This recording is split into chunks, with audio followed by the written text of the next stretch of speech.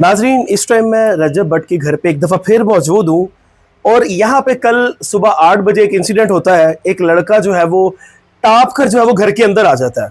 अब जाहिर सी बात है, पूरी रात ये जो यहाँ पे लड़के हैं जो यहाँ पे काम करते हैं बेचारे, वो ड्यूटी करते हैं क्योंकि इस टाइम इन पे बहुत बड़ी जिम्मेदारी जो है वो सर पे पड़ी हुई है कि पूरे घर की देखभाल करनी है, पूरे घर को संभालना है, जो बाहर लोग आते हैं उनको संभालना है। पूरे दिन की जो है वो मेहनत होती है, पूरी रात को जो है वो जाग कर देखना पड़ता है कि किसी किस्म का कोई नाखुशगवार वाकया पेश ना आए। फिर आखिर कोई 2 4 6 घंटे सोना भी तो होता है। जैसे ही ये लड़के बेचारे जो यहाँ पे होते हैं वो सोते हैं, 8 बजे जो है वो एक लड़का टाप के घर के अंदर आ जाता है। उसको पकड़ने पर वो अजीबोगरीब सी बातें करता है कि मैंने दरवाजे से कहा कि खुल जा सिम सिम, तो दरवाजा खुल गया, मैं रजब भट्ट का मेहमान हूँ। मतलब कि अजीबोगरीब सी ऐसी बात है कि जिस तरह एक इंसान मेंटली डिस्टर्ब होता है।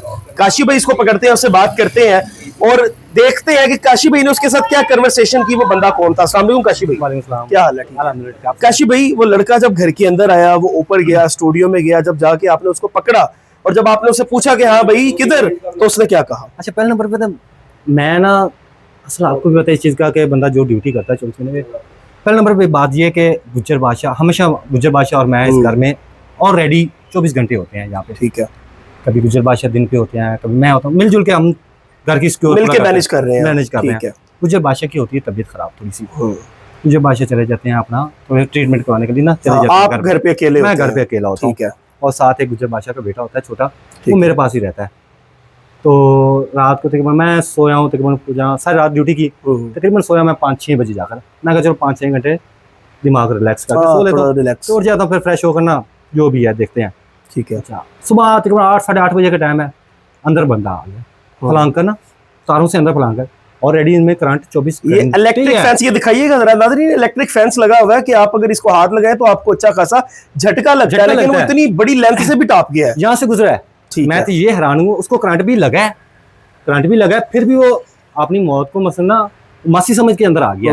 ऐसी जब पकड़ा उसको, पूछा हाँ भी कौन है, कहाँ से आया, क्या नाम है तुम्हारा, क्या सिस्टम है? कहता मेरा नाम मोहम्मद जुबैर है, तो मैं रजब भट्ट को मिलने आया, तो रजब भट्ट को बुलाओ। मैं कहा रजब भट्ट को बुलाने आया, तो वो है कौन? मैं उसका मेहमान हूँ। अच्छा, तू मेहमान है, ठीक है मैं मानता हूँ मेहमान है, अंदर इंटर कैसे हुआ है? बात तो ये है ना कि इंटर कैसे हुआ है तो अंदर? कहता मैंने दरवाजे से कहा कि दरवाजा खुल जा, दरवाजा खुल गया, खुल जा सिम सिम खुल जा। वो बात होगी सिस्टम मेरे साथ। तो एक तो मैंने हंसी भी आ गई, ये क्या हो रहा है कि सिम सिम जादूगर है, क्या सिस्टम है? मैं खुद हैरान हो गया।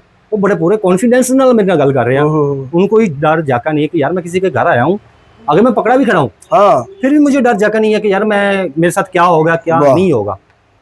फिर भी ये चलता रहा। मैंने फिर कॉल की सोसाइटी को, पहले किया था। ठीक है। उन्होंने अपनी सिक्योरिटी सारी भेजी, फिर मैंने क्या कर दी कॉल सीधी भाई को। मैं कहा भाई ऐसे कि ये आया था, ये बंदा ये नाम बता रहा है कि मैंने आपको जानता हूँ, आपसे मिलने आया हूँ। कहने मिलने आया तो अंदर कैसे आया? मैं यही तो मैं पूछूं कि अंदर कैसे आया? कहते मैंने दरवाजा खुल जा, सिम खुल गया, दरवाजा खुल गया तो अंदर आ गया। कहने तू किधर? मैं कहा भाई मैं सारा ड्यूटी की है, 6 बजे। मैं कोई 2 4 घंटे मैं रिलैक्स करता हूँ। तो आया, मैंने जैसे ही इंटर हुआ अंदर, मैंने उसी टाइम उसको पकड़ लिया। नहीं अच्छा, मैं कहती कहनी इसकी शक्ल दिखाओ। मैंने शक्ल दिखाई, कहता इसको मारना नहीं है, तुमने मारना बिल्कुल नहीं है। मेरा दिल तो था कि मैं इसको अच्छे तरीके ना, इसका जाहिर है हाँ कि तबीयत दुरुस्त अंदर कैसे घुसा भाई, तबीयत दुरुस्त अच्छी तरीके से करूं। फिर भाई का मुझे ऑर्डर था, उसका नहीं कानूनी कार्रवाई करनी है, ठीक है, इसके अलावा कुछ नहीं करना, तूने इसको हाथ भी नहीं लगाना, इसको पकड़ कर रख 15 पे कॉल कर, तो इसको ना पकड़ा। मैं ठीक है, सिक्योरिटी भी आ गई।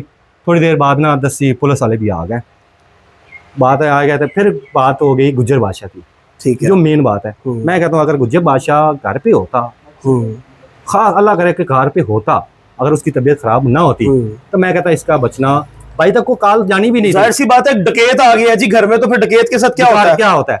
मैं कहता यहाँ तक कि बाइक तक भी कॉल नहीं जानी थी उस टाइम। मैंने तो भाई को कॉल कर दी थी ना, तो वो भाई तक भी कॉल नहीं जानी थी, उसका काम हो जाना था यहीं पे, जो मुझे लग रहा है। क्योंकि देखिए आप और जो गुज्जर साहब है, उनकी ये ड्यूटी है कि आपने घर की प्रोटेक्शन करनी। बात ये है, मैंने इसलिए कॉल की कि भाई से मशवरा लेकर जो भी करना है भाई से पूछ कर करूंगा। ठीक है। अगर गुज्जर बादशाह, आपको पता है, सब हर भाई को पता है, बच्चे को पता है गुज्जर भाई बिल्कुल किस किस्म का बंदा है। ऐसे ही है, 24 घंटे भाई के साथ रहना, उसकी कैसी ड्यूटी है, क्या सिस्टम है।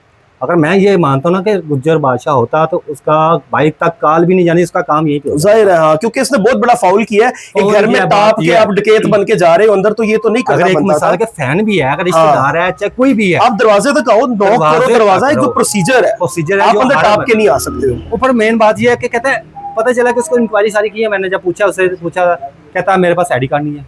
अच्छा, मुझे और शक पड़ गया उससे, आईडी कार्ड भी नहीं है। मोबाइल पूछा, नहीं है मोबाइल। और उससे ज्यादा शक पड़ गया कि यार ये हो क्या सकता है, बिल्कुल एक अननोन पर्सन उठ के आ गया जिसके पास कोई प्रूफ नहीं है, आईडी नहीं है अपनी, कोई कुछ नहीं है। ठीक है, मैंने पूछा यार मोबाइल किधर है तुम्हारा? कहता मेरे पास मोबाइल था, मैं आया हूँ समनाबाद गुलशन राबी सारी साइड से आया हूँ, तो मेरे पास पैसे नहीं थे, मैंने अपना मोबाइल उसको दे दिया, इन ड्राइवर को दे दिया। अच्छा, मैं कहा तू पागल है या साइको, ये जान के हमें बना रहा है पागल? क्योंकि हमारा 24 घंटे का यही काम है, हमारी फील्ड है, ये फील्ड है। बिल्कुल, हम सब हर बंदे को जानते हैं, हर कलर का बंदा, हर किस्म का, हर मजहब का, हर चीज का बंदा जानते हैं कि किस किस्म का बंदा वो है। तो हमें पागल ना बना, हम दुनिया बनाते हैं।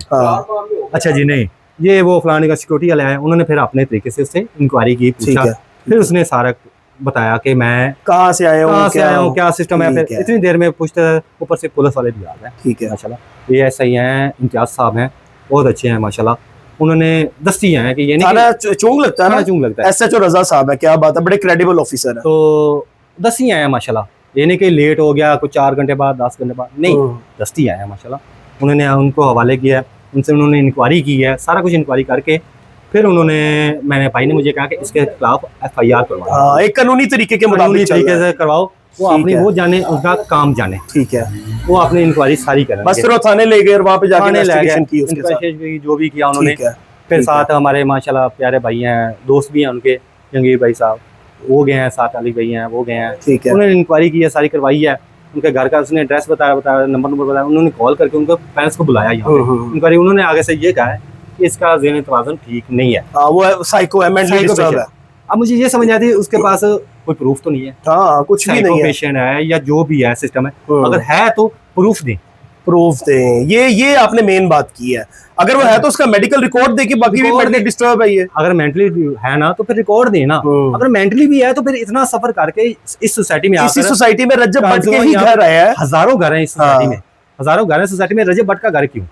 बिल्कुल, ये एक लम्हा फिक्री है। नाजरीन, काशिफ भाई मेरे साथ मौजूद थे, उन्होंने बड़ी डिटेल से जो है वो ये सारी चीजें बताई। मैं आपको बताता चलूं, काशिफ भाई और गुज्जर साहब जो है वो भी बड़े वायरल है, आप उनको देखते हैं, वो रजब भाई के साथ ही होते हैं। सोशल मीडिया पे इतने ज्यादा वो बेशक नहीं आते खुद, लेकिन फिर भी उनकी वीडियोस वायरल होती हैं। ये काशिफ भाई हैं, और ये दोनों इंसान, मैं जब भी यहाँ पे आया हूँ, ये एक्टिवली यहाँ पे बैठे होते हैं, लॉयल्टी के साथ अपनी यहाँ पे ड्यूटी सर अंजाम दे रहे होते हैं, और इनका ज्यादा से ज्यादा कोशिश यही होती है कि जो भी आए वो वीडियो बनाए, अच्छे से चला जाए, कोई कंट्रोवर्सी, किसी को ना गुस्सा करना, लेकिन इनकी ड्यूटी है घर की प्रोटेक्शन करना, घर के लोगों की प्रोटेक्शन करना।